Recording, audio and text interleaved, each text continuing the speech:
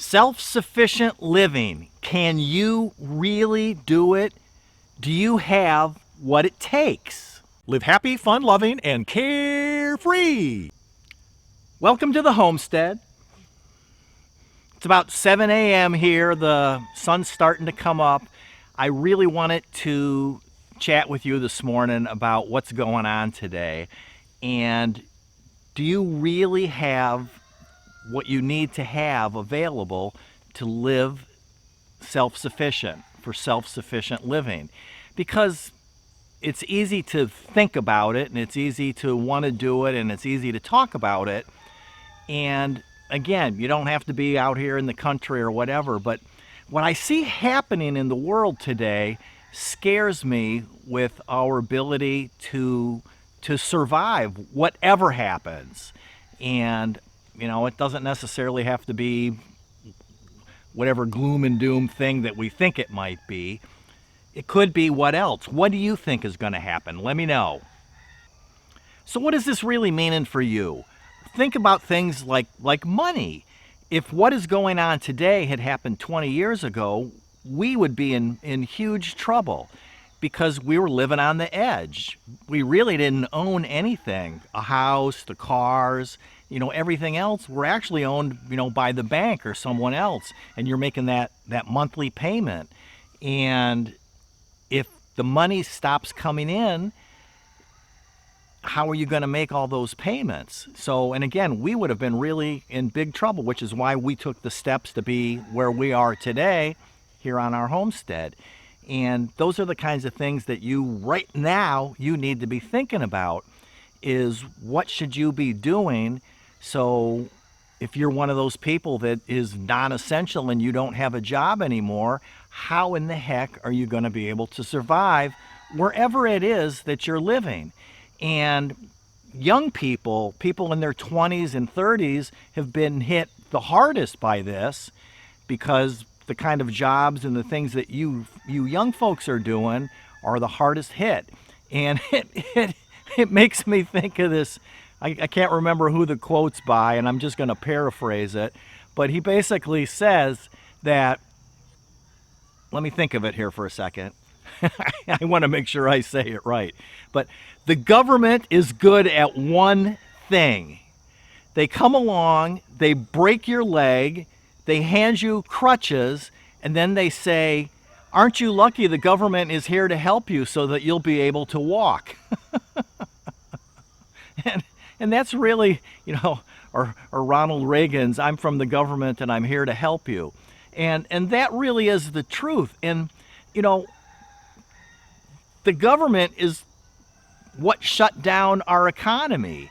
And again, I don't want to get into the whole, the reason for it, and, should we stay home or should we go out, and should we do this or whatever. But the point is, it's happening, and you need to be prepared to take care of yourself, for whatever things happen in the outside world. So if you're a young person, middle-aged, older, if the money dries up, are you going to be able to survive? Are you going to be able to keep your home and keep your vehicle and put food on the table and things like that? And it isn't about being me, you and your partner, you and your kids. It's going to really take the community, because if things really go bad, the first thing, in my opinion, the first thing that's going to happen is the electric grid's going to go down, because it's pretty fragile, really. And how many people can you survive if you don't have electricity? Refrigerator, freezer, cell phones, internet, all these things that run on electricity, if they're not going to exist, are you going to be able to live in that kind of a world for however long that happens for? And look at the things that have just happened recently. It was a few months ago we had the toilet paper shortage because everybody ran out and bought toilet paper. Things is, the killer bees were around for a little while. Right now it's what's going on with the post office.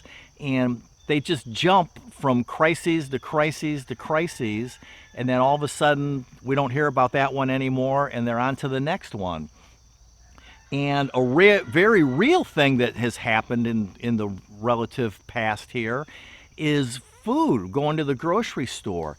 And if you're a single person, if you're a couple, maybe one child type of thing, it may not have been that noticeable to you. But if you're a bigger family with 5, 6, 7 kids, whatever, and you go to the grocery store and you can get 1 gallon of milk and 1 package of hamburger and 2 cans of soup or whatever, they're limiting, 1 bottle of hand sanitizer. And it's like, you're the family that fills up 2 shopping carts when you go to the store, and now you can only buy 1 of everything. You can't go shopping every single day. So, those are the kinds of things that you need to think about. Are you going to be able to feed your family if food becomes short? And the sun's really getting in my face now. It's getting up over the house. I'm in the backyard, and the house is behind the U there, and the sun's coming up through the trees. So my coffee's probably getting cold in the house. But, are you going to be able to have a garden like our relatively recent ancestors did, our great-grandparents, grandparents, things like that? So those are the kinds of things that you need to be thinking about. Are you really, if you have chickens and you collect chicken eggs, are you really going to be able to take that chicken and take care of it and prepare it and bring it in the house and cook it? Could you eat rabbits? That's the kind of thing that you have to really think about if you're going to be able to do those things. And not everybody can, and that's fine. Do you need to stock up on canned goods? Should you be going to the store and buying green beans and corn and soups and things in cans that you can put in a closet or a pantry or whatever, so that you have those items? If you're not a person that cans and you can't have a big garden and you don't want to take the heads off of chickens and clean them and cook them and prepare them, that's fine, but you need to think about those things. Can you do that? Do you really think that you could take a cute little bunny rabbit and prepare it and eat it? Let me know. So for me, the number one thing, and just before I get to the number one thing that's most important, so, again, think about those things. Do you have to be dependent on money, on making cash? Do you have to be dependent on the food chain system? Do you have to be dependent on municipal utilities and things like that? What can you do so that you, your family, and your community is going to be able to carry on in a time when those things aren't around? And so the number one thing for me is it's the mindset. Is you have to shift your brain from being I guess the word we would use is being a consumer, where you just go to a job and earn money, and then you go out and you buy goods and bring them home, and it's that cycle. Is think back to what our parents, grandparents, great-grandparents, whatever your age is, if you're in your 20s and 30s or 50s or 60s or whatever, is think of your relatives, the people in your family, and what they were able to do.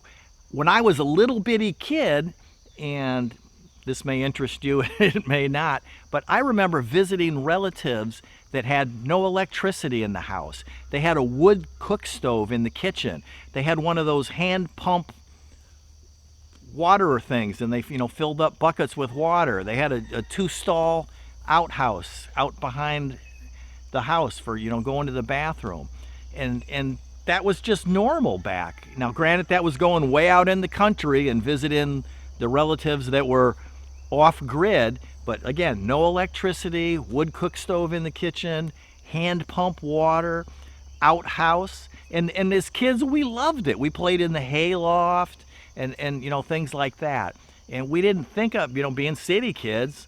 And I was born in a great big city, one of the biggest cities in the United States. And, so I kind of was able to have a little bit of all worlds, being in the city and then being in the suburbs and rural and way out in the back country where people lived really remotely.